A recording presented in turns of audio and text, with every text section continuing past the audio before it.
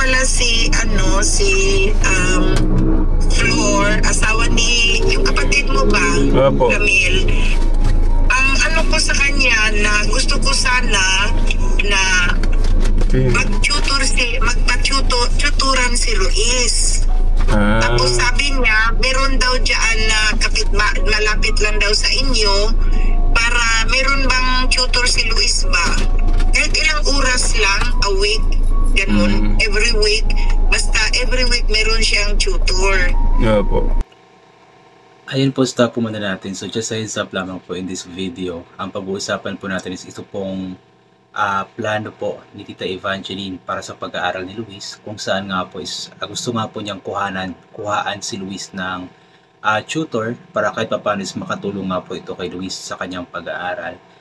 Talagang nakakatuwa lamang po kasi talagang grabe yung pagpaparamdam ni Tita Evangeline ng kanyang pagmamahal kay Luis.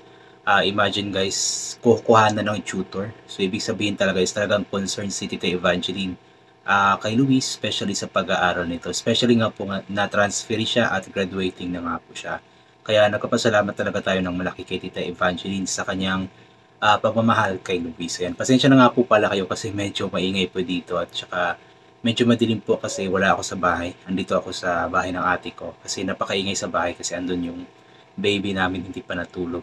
So anyway, ito po ay pagpatuloy po natin yung panonood. Pwede kayang ganon? Di ba ang tutor like per hour ba dyan?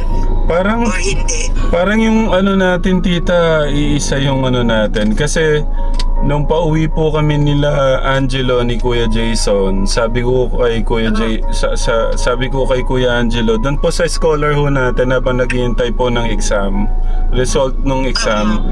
Sabi ko, Kuya Angelo, okay lang ba na kunin kitang hanggang December? Turuan mo yung mga bata, sabi ko. Kaso ano po Wait lang, is napakagandang plano po nun kung halimbawa si Kuya Angelo po yung magtuturo kay Luis or sa mga bata kasi napakatalinong bata po ni Kuya Angelo. Alam naman po natin na bago lamang po itong graduate at summa cum laude nga po ito. So ibig sabihin is napakatalino niya, ibig sabihin is effective siya para magturo sa mga bata, especially kay Luis. So sana is pumayag si Angelo, no? Kailangan daw po niyang parang may pasukin para meron no siyang experience tita, ganon. So parang gusto niya ng certificate. Kasi yung pong si Angelo ba? Teacher ba yan? Opo, teacher po siya. So nag-graduate na ba siya ngayon? Ano po, graduated na po siya. Tapos nag-exam po nung isang araw. Kasama po si Kuya Jason. And sabi ko nga po, habang iniintay niya yung board exam, doon ka na muna sa mga bata. Ako na yung mag-ano sa'yo. Kaso yung... Ako magbayad, oo. Ako magbigay sa kanya ng maturuan lang din niya si Luis. Grabe talaga si Tita Evangeline. Talagang willing na willing siyang gumastos ng malaki para lamang talaga kay Luis. Talagang mahal na mahal kasi niya yung batang ito simula noon pa man. Grabe yung pagmamahal ni Tita Evangeline. Ramdam na ramdam po natin yun kahit na mga viewers lamang po tayo. Kasi syempre for this time lalo na graduating si Luis, so mas maganda talaga. And then meron pang subject na yung dalawa, di ba, nandyan pa rin yung bang problemang yun, yung dalawang subject niya na kailangan niyang habulin, tama ba yun? Opo tita, opo. Oo. So ayun, kailangan talaga na yung merong tutor si Luis. Makakatulong yun Opo, kay Kuya Angelo po, base po sa napag-usapan po namin, yung ano po kasi, yung major po ni Kuya Angelo, parang sila po yung nagpapalalim nung kaalaman nung estudyante. Hindi po siya pwede daw sa, kumari yung mga kagaya ni yung mga maliliit. Kay Kuya Luis pwede po siya. Kasi Kumbaga, yung meron lang alam ba, tapos idagdagan na lamang yung kaalaman. Pero yung magsisimula siya sa pagtuturo ng pinakasimula talaga, hindi pwede si Angelo sa ganon. So, yun po yung ibig sabihin ni Tekram. So, ibig sabihin, pwede siya kay Luis. ano po parang sabi nga po ni Kuya Angelo, siya daw po yung nagpapalawak o nagpapalalim nung kaalaman nung estudyante. Parang ganun po yung major niya.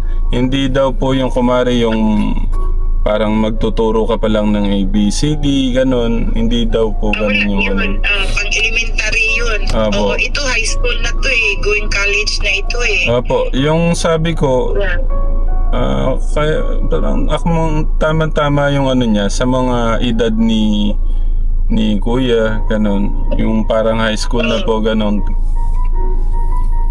Kaso, anong final sagot ni Angelo? Pwede siya or hindi siya pwede? Hindi daw po siya pwede. Kasi nga daw po, parang hindi ganun po yung ano niya, yung major po niya. Okay. Sayang kung si Angelo sana may may at least makakaipon siya sa sasahurin nga po niya sa pag-tutor kay Luis. So habang nag-aantay ng result ng board exam or licensure exam, at least nagkakapera na siya sa pag-tutor. Sana sayang. Kung ano po tita, maghanap na lang po ako. Kaya mo pa kaya ko? Meron daw alam si Flor. Meron pong alam.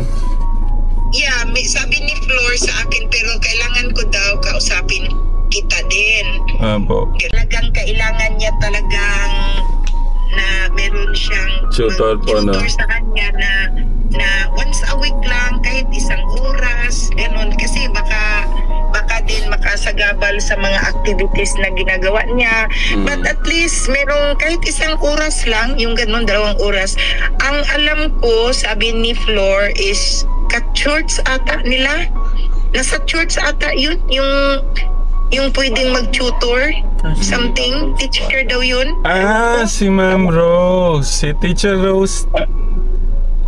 Oo, si Teacher Rose nga po, yung ni Kuya Jason. Pwede nga po yun kasi licensed teacher na naman po yun eh. So, pwede yun mag-tutor kay Luis.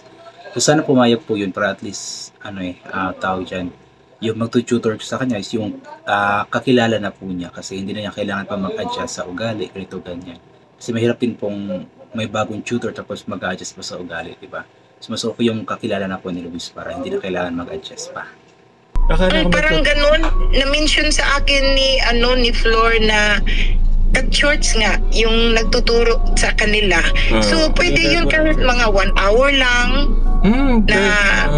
Meron lang si Kuya Luis Opo, tita. ma-open up kung merong medyo mahirapan siya. At least meron siyang tutor na pwede niya mapagtanungan. Yung ganun. Tama po. Oo. So, ayun. Yun na gawin natin. Kasi matuturuan ka ng mas madaling pamamaraan, paano kumari mag-show. Yes. Yun ang doon. Mas mapapaintindi niya ng mas madali, parang gano'n. Yeah, nakakapag-explain and then meron din siyang kaalaman na ito, magagamit mo rin ito sa future na meron ganito, ito tuturuan kanya ng mga advance, ganun. At saka pag meron kang nahihirapan ka, Luis, meron kang sarili mong tutor na mapagtanungan mo, ano bang gagawin ko, ano bang technique gawin ko nito para ma-solve ko ito, yung ganun. Grabe naman ang love ni Tita Evangeline. Yan, talagang grabe yung love ni Tita Evangeline kay Luis. Yung plano talaga, napakaraming nagawa ni Tita Evangeline para patunayan sa kanya at sa ating lahat yung pagmamahal talaga niya kay Luis. So isa nga po itong gusto ni Tita na kuhaan nga po si Luis ng personal tutor para makatulong nga po sa kanyang pag-aaral. So maraming salamat po talaga Tita Evangeline sa iyong walang sawang pagmamahal kay Luis, at ramdam na ramdam po namin iyon. Kaya always ka namin ipagdarasal na palaging malakas ang iyong pangangatawan para may pagpatuloy mo pa ang pagtulong at pagbibigay pagmamahal sa ating mahal na Kuya Luis. So God bless po sa ating lahat at bye for now.